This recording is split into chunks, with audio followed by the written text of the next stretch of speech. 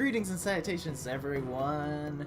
So, this isn't Mario Golf, from what you can tell here.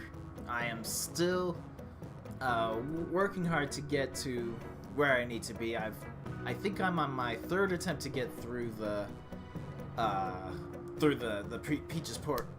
Peach's Castle course. So there we go, that's the word. It's just slowly trying to work my way through that. And you might be asking, how's that going? I really don't want to talk about it. It's going well! It's perfectly fine. Nothing's wrong. Anyway, so Rabbids coding is sort of a, I guess you could call it a beginner entry level to like coding and how that works, but it's done in sort of the, what do they call it, the edumatational route, sort of the, it's educational, but it's a game in entertainment fashion. While I have played a little bit of it, normally just has like new game and whatnot, I haven't actually, as you can see, I'm still just on level 1 here.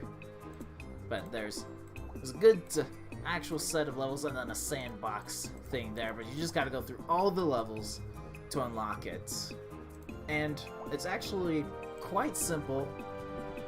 This was released, I think, I want to say like earlier October.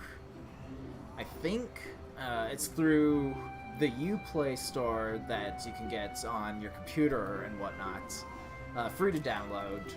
Just gotta make a Uplay account if you haven't already, and you can get started with this.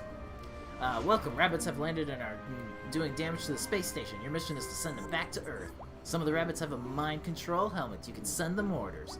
The first programming block allows you to move the rabbit by 1 tile. The start button is where to begin. Place your next blocks underneath. Press this button when you're ready to launch your code. Your goal is indicated here. You must complete each level using the least amount of coding blocks possible. Here we go. So, as you can see, this is like your start point. You can move around by holding the left click. You can use the mouse wheel to zoom in and out and whatnot. This is extremely useful if you need to get a sense of how directions work. But right off the bat, is just click and drag what you want. Once you've moved something here, you can see there's a little drop arrow, and you can change forward or backwards as the motions, but we're just going to go ahead and hit the play button, that's right. You're just going to walk forward back to the time machine. Easy. Congrats, you've learned the sequence of action concepts, the basics of programming. You must use the washing machine to return all rabbits to Earth. This new block allows you to give an order to your rabbit to rotate in place. Some blocks have parameters that you can change if needed. Right? So you can see here's this and whatnot. As you can see, it starts off with right as the default thing, but that is a clever little trick. If you rotate the view so it's the rabbit's point of view, if he turns right, he's now facing over here, away from the washing machine. So we want to actually change it to left, and then have him move forward the final 2 squares. It's a very cute little thing that can happen. And this is, it's weird because it's like I have done like some coding and whatnot. It's not my strong suit, but it's very interesting to see sort of like the idea and concept of how like programming works, and to show it off in a game. You can also use robots to catch rabbits. Grab that rabbit with your robot before it does any more damage. Use this new block to catch the rabbit when you're in front of it. Once you get to the washing machine, use this block to release it. As you can see, the objective, like, this pretty much gives you a clue of like how much of the things you're gonna need to do, how many actions essentially that you'll need to get through. Alright, that should be the sequence. I've done some playing, but I haven't memorized that. I'm actually looking at the map and thinking, okay, this is what I need to do. So this is aimed at like, there we go. This is aimed at a younger audience, but if you're, I don't know, if you've done coding and you would like to see like how Ubisoft has done sort of the educational route, this is something good to look at and kind of be like, okay, I understand the building blocks that they're using to build upon here. By the way, you can remove blocks by dragging them over the trash can or the blue area. Basically, if something doesn't look right, just drag it back. That's fine.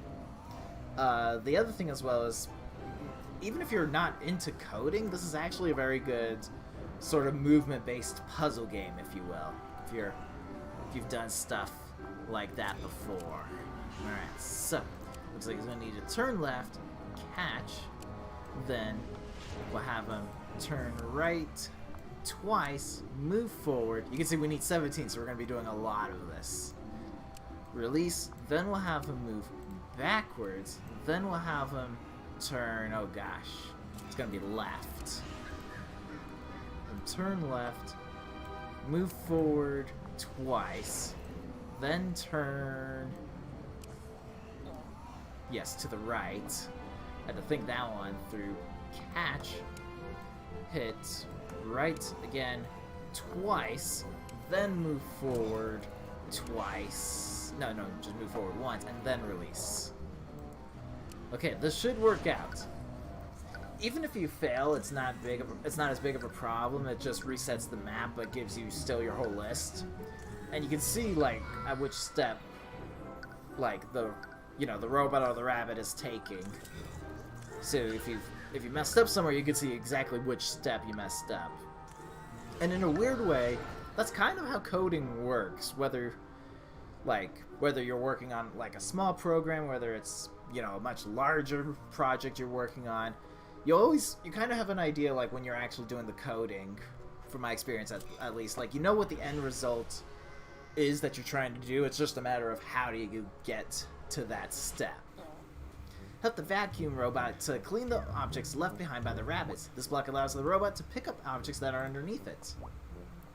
This honestly too doesn't take a big hefty thing of a computer to work with. You just needs a computer.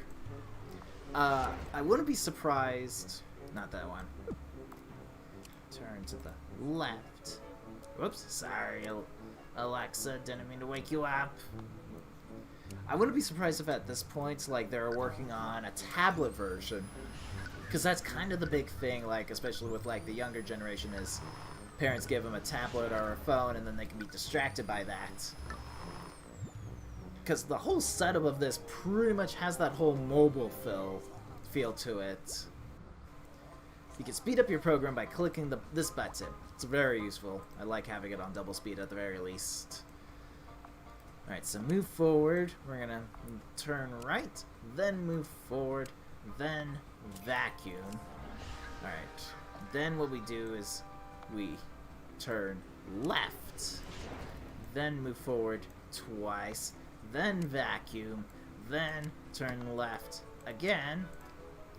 Then you can go either way around this. I just went with right to then left just cause this is America. You can do what you want. Alright, then turn left and then move forward some more and then vacuum. That should do the trick. You can, if you're like, oh, I need to place a step somewhere else, you can put it in between a step and whatnot. I prefer double speed because it still allows me to see which step is being taken, so I know where I messed up at the very least. But it allows me to still explain what's going on and all that at a relatively good speed. The rabbits you control can interact with objects. Bring the rabbit to the button and push it to deactivate the electric barriers. Level 7. All right. So it's move forward twice to get in front of it. We're going to have him turn to the left, hit it, then turn back to the right. We're going to... You can see here, I'll turn it around. There's 2 exits you could go with. Doesn't actually really matter which one you go with. I'll just go to the one on the right. It's how it works. I feel like I'm at... Hang on. Forward 1, 2... Oh, it's going to be 3 forwards. That's what's up. Because we hit it, we turn right, and then it's 1, 2, 3. That should do the trick. I gotta hit the button, double button speed every single time here, apparently. I like the turtle that's just watching them. He's having a grand old time watching Rabbids, plungers. The rabbits are looking for food. If only the magnetic barrier wasn't blocking the way. Looks like we're gonna have to... And this is the rabbit we can control. You can see there's food. So let's help this guy out a bit. We don't need this one to get into the washing machine. We want that one into the washing machine, apparently. So, there we go. That's the left. Then move forward. Then turn left again. And then hit. That should be that.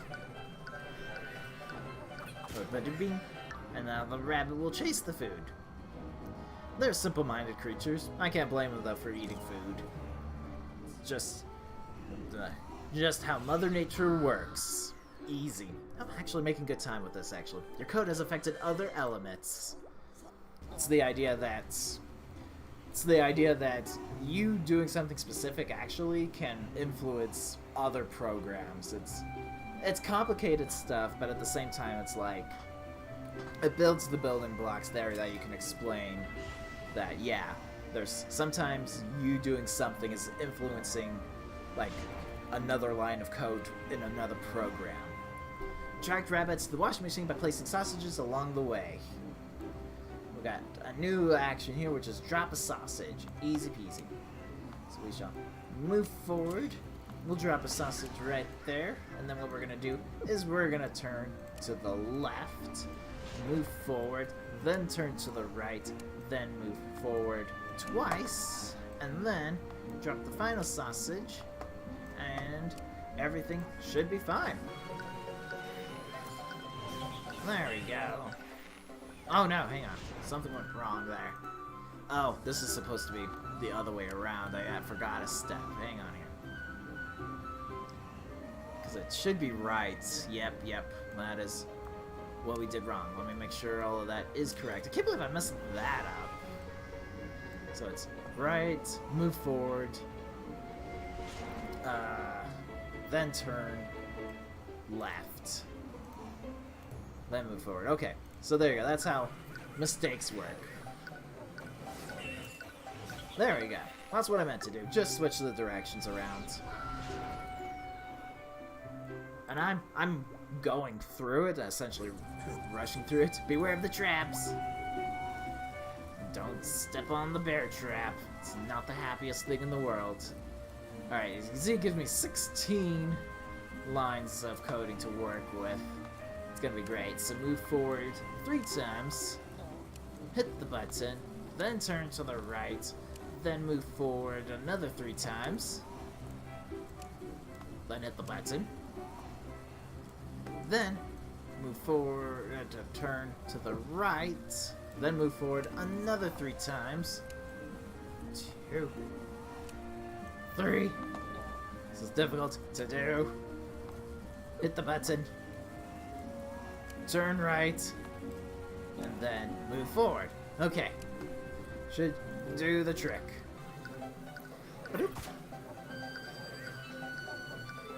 Attaboy. Just another day in the office. Your code gets longer and longer and repeats itself. Now it's time to automate all of it.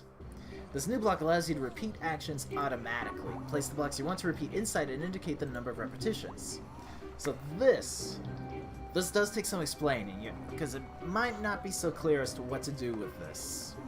So, what we want to do, as you can see, the objective is to do this essentially with 5 codes, essentially.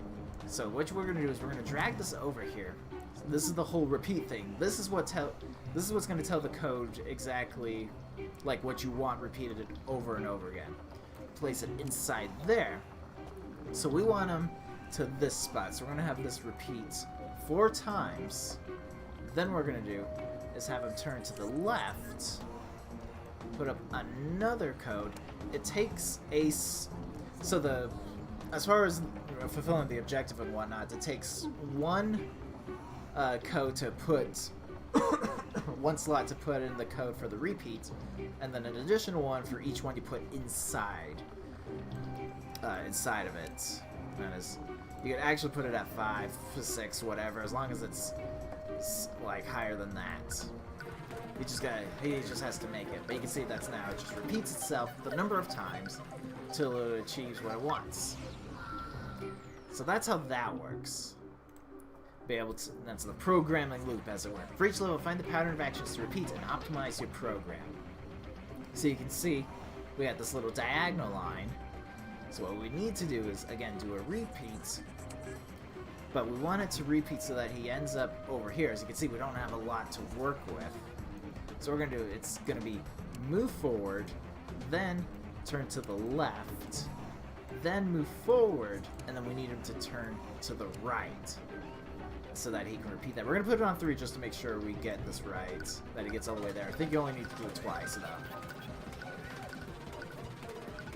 Yep, 3 times was the key, apparently. That's good. Loops can be used for all sorts of things. So that's the idea, is that for complicated maneuvers, you can use a repeat. Place sausages to attract rabbits to the washing machines. As you can see, we got a big thing. We only have an objective of 3, which, ironically, is actually pretty good. We're going to move forward, and we're going to drop a sausage. That is all we have to do. I'm just going to go ahead and put it at 6. That'll be enough. So there he goes. It doesn't matter how many times you put the program to repeat it in this game. It would in another, in actual coding, but you just got to get the high path up there. Find the shortest path. So this is teaching you about optimization here. So you can see there's one path that goes this way towards the washing machine, but then there's another path that goes all the way down and around. While distance-wise, as far as the squares are concerned, this would be the shorter path up the top.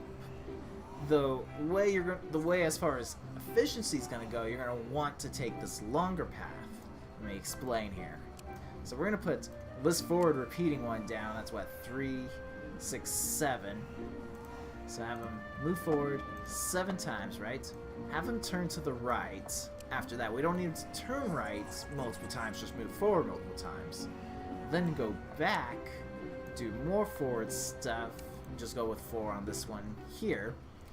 Then turn back to the right, and then do more repeating stuff. Go for 3 times, I think, moving forward. Yes. And then have him turn to the left, put on the repeats, and move forward twice.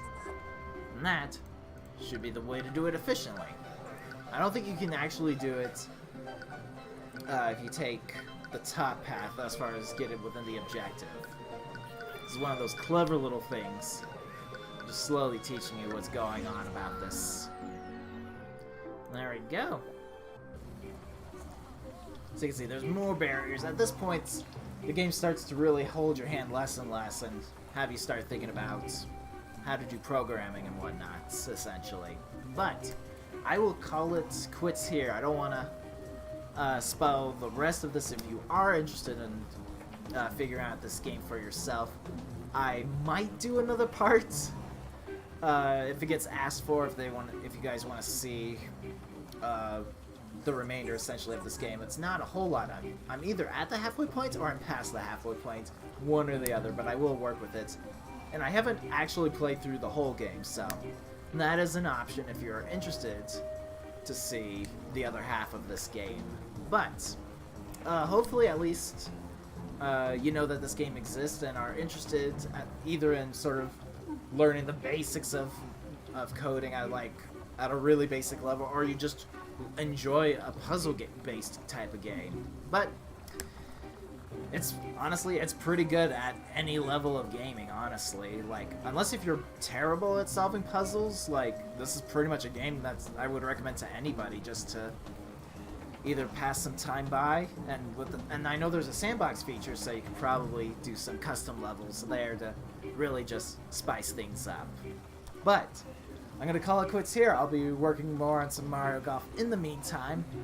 Hopefully, I will get that beaten, and we can progress to the end of that game. But thank you all for watching. I will see you all next time. Take care, everyone.